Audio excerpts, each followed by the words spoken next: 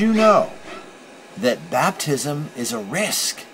Says the June 15th, 2011 Watchtower magazine. It's true. Getting baptized as a JW is a risk. Are you sure you want to do it? Are you positive? We are going to look at JW baptism and why it is a risk. It's a very, very big risk according to their own Watchtower. And you know, it's in a box on page 5, and it says that baptism is a risk without really saying it. It's very sneaky, it's underhanded the way that they say it. So we're going to talk about it, we're going to dissemble it, and you have to remember that Watchtower spin doctors are masters at implying things without ever saying them. Propagandists, politicians, demagogues, other professional symbol manipulators, they know this trick really well. They're highly skilled at saying things without ever coming out and actually really saying it. Alright, now we're talking about baptism being a risk, and the freedictionary.com actually defines risk this way. I'm going to read that. It says, the possibility of suffering harm or loss, danger, a factor, thing, element, or course involving uncertain danger, a hazard. Well, look, the Watchtower has been pushing children to get baptized younger and younger. They're talking about it. A governing body member recently was saying how you shouldn't hold back. Children should be baptized. You probably know of ones that are 10 years old, 9 years old, even 8 years old being dunked. And it's like infant baptism. But remember, we're talking about the risk. Now see, some people, they will say anything, they will do anything to get a person to commit to baptism. When they're conducting a Bible study or it's their kid, they will do anything to shove them into the ark, into the big ark of salvation, which they think is the Kingdom Hall, the organization. And they think they're saving a life, right? They're saving a life. They're Batman. They're Batman, I guess. Okay, so let's look at this. This is the Watchtower, June 15th, 2011, page 5 in the box. I'm going to read this. It says, the proper view of baptism. Some parents consider their children's baptism as a beneficial step that involves risk, much like getting a driver's license. But do baptism and sacred service ever threaten a person's future success? The Bible answers no. Proverbs 10:22 states, the blessing of Jehovah, that is what makes rich, and he adds no pain with it. And Paul wrote to young Timothy, to be sure, it is a means of great gain, this godly devotion with self-sufficiency. True, serving Jehovah is not easy. It's hard. Jeremiah faced many hardships in his work as God's prophet. Yet he wrote about his worship of the true God. Your word becomes to me the exultation and the rejoicing of my heart, for your name has been called upon me, O Jehovah, God of armies.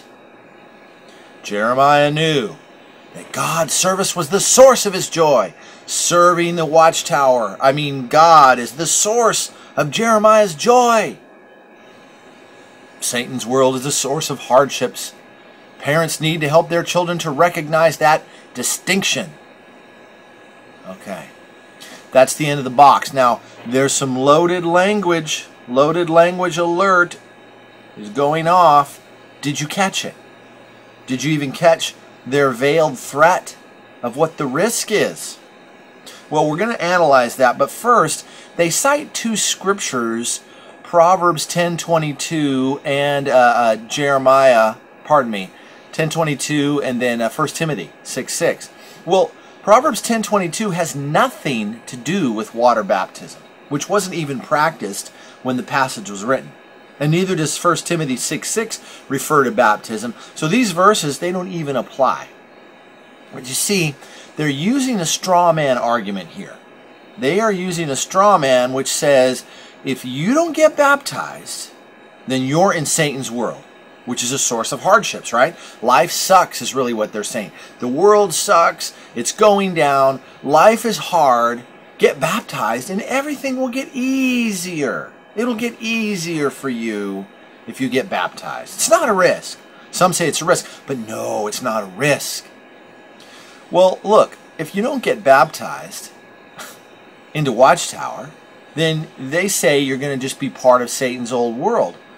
But of course, the thing that will make it easy is all those weekends doing door knocking and cleaning the Kingdom Hall and cooking for the latest rebuild where they're going to knock out walls and make the women's bathroom bigger than it used to be. Right? Going to assemblies, having nerve-wracking talks on the theocratic misery school. You see, they want you to busy yourself with all these things and then come back and talk. Say, you're already going to be in this Satan's world whether you get baptized or not. They're saying it's going to be easier, so there's no risk. So getting back to the risk then, what are they trying to infer? Well, again, the article says, some parents consider their children's baptism as a beneficial step that involves risk. But do baptism plus sacred service equal future success? See. They're making a subtle reference to something. They are making a subtle reference to the almost 100,000 people that are kicked out and disfellowshipped every year. Right? And these poor people, they are shunned. They are ostracized. They're cast out. They're treated like pariahs. They're excommunicated. They're considered dead to their friends and families. That's the teeny little tiny risk they're talking about. Not just a little tiny risk. No big deal. Every single person I ever knew, every single family member I know is going to shun me forever. It's just a little risk. So here they are. They're referencing some nebulous parent, right? The parent, oh, this parent thinks it's a risk. You know, we gotta fix their wrong thinking here. So they have this little scenario of some weak, wishy-washy, worldly witness parent going, well, I don't want Johnny to get baptized because I don't want him to mess up and be DF'd. I don't want him to die at Armageddon, but I don't want him to be shunned either. Oh, golly, what should I do? Watchtower, help me. But you see, this seemingly innocent sentence, oh, some think it's a risk. It's not a risk. Here's why it's not a risk.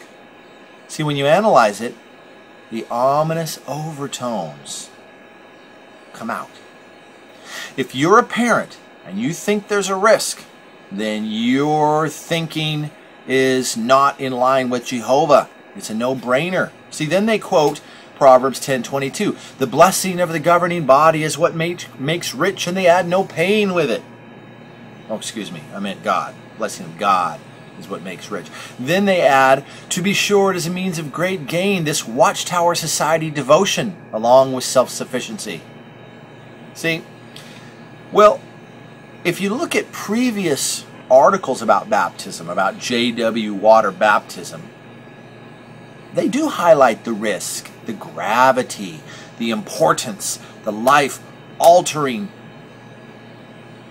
impact of what it will mean on you, you see. And they've done that for years. It's the most important step you'll ever take. Now, the 1990 Watchtower, March the 1st, page 10, paragraph 1. What is the most important day in your life? That's what it says. I'm reading it. What is the most important day of your life? If you are a baptized witness of Jehovah, undoubtedly you will answer, the day I got baptized. To be sure, baptism is a most important step in your life. It is an outward symbol that you have made a complete and unreserved dedication to do His will. Your baptism marks the date of your ordination as a minister of the Most High God, Jehovah. Now, they're backing off on this whole ordained minister thing. You know, they even in the Watchtower legal brief, some Watchtower lawyers said that every member's not ordained. They said that not that long ago.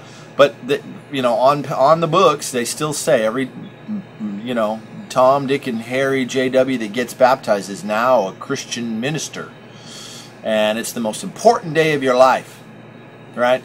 Now, some people would say the most important day of their life is, you know, maybe their wedding day or the birth of their child. I mean, that's the most important day of my life, was the birth of my children. Maybe the day you graduate from college. That's what normal people would say, right? But no. When you get baptized into the Watchtower, that is your true birthday. That's the most important day of your life now. See? Even though there's that little risk. See? But you don't want to blow it, you know, and then be cast off forever. See? That's the risk. Now, it's also like a marriage. Watchtower says that too. Have you heard that before? You heard that? That you're getting baptized is like getting married. Serious. Right? Well, fairly recent Watchtower, 1998, November the 15th, page 12, paragraph 11, says this.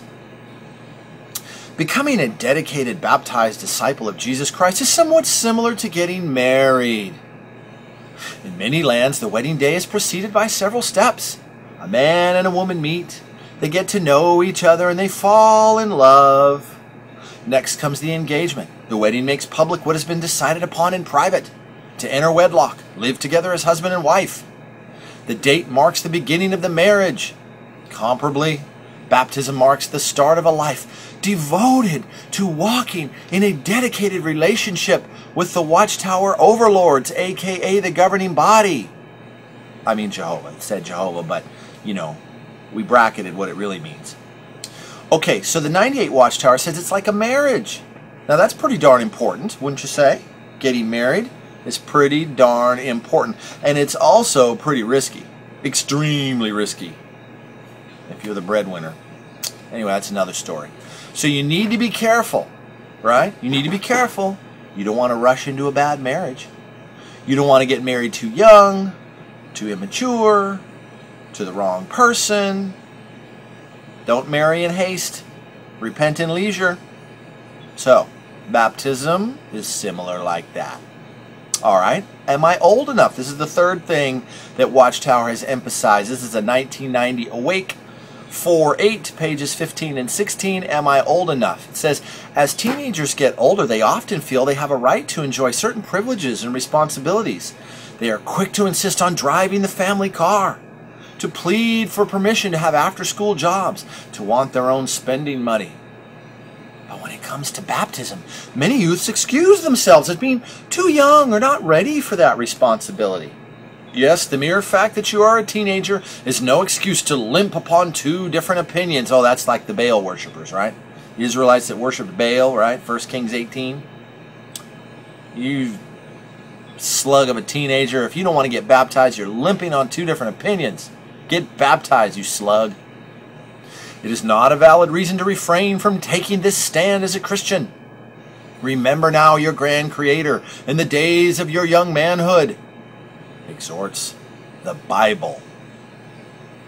The prophet Samuel was one who began serving Jehovah at a very, very tender age. And it cites 1 Samuel 3. The psalmist David could likewise say, you are my hope, O sovereign Lord Jehovah, my confidence from my youth. Okay, so here they use a whole slew of analogies that are flawed. They say, you know, you're not too young to drive a car, so you can get baptized. They say Samuel got baptized, and he was young. Well, of course, Samuel never got baptized. And he was predestined by God to do what he did. And it doesn't, I mean, you know, none of us were predestined to do that like Samuel was. So, again, flawed analogies. But the point is it concludes with this. It says, thousands of Christian youth today, including some pre-teenagers, yeah, the 8-year-olds, 9-year-olds, 10-year-olds, have proved themselves responsible enough to make a dedication to serve God. Granted, some teenagers lack seriousness and are too irresponsible and emotionally immature to make as far-reaching a decision as baptism. Yeah, pretty much all of them. Yeah. All right, now, we know, okay, we're done with the Watchtower references. We got enough of those. We know the real reason that witness kids get baptized. Witness kids get baptized not because they have a burning desire to serve the almighty, ginormous Jehovah God of the universe. No. They want to get baptized because their little buddy did. Little Jimmy got baptized, and Jimmy was 11, and I'm already 12. I want to get baptized, Mom. And I want to carry a microphone, and Jimmy gets to carry a microphone because he's baptized. And Jimmy got to Auxiliary Pioneer, and they announced his name from the platform, and everybody heard that Jimmy was pioneering, but I can't pioneer because I got to get baptized. See, that's why most of these witness kids want to get baptized in the first place, right? It's all about the appearances. It's all about keeping up with the Jimmies. You got to keep up with the Jimmies. That's the #1 reason that witness kids get dunked. It's pressure from the peers, from the parents, keeping up, looking good, getting their privileges. So don't worry about that little risk. Don't worry about that little risk that you could get cast off forever. In fact, that Pew Research Forum said that about 2 out of 3 people that become Jehovah's Witnesses later in life say they're not anymore, so that means they got kicked out, right? They got cast off, or they went inactive, and they're going to be marginalized by the membership anyway. But you see, Watchtower doesn't care about your little risk. They don't give a care about it. They want a new thrall.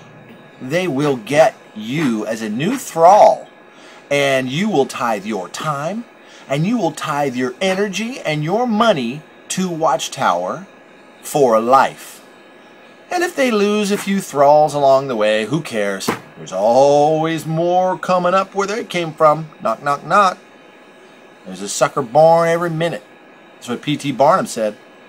So really, if you're thinking about baptism into the Watchtower organization as a Jehovah's Witness, consider this. Why not do what Jesus did? He waited until he was a man, until he was 30 years old.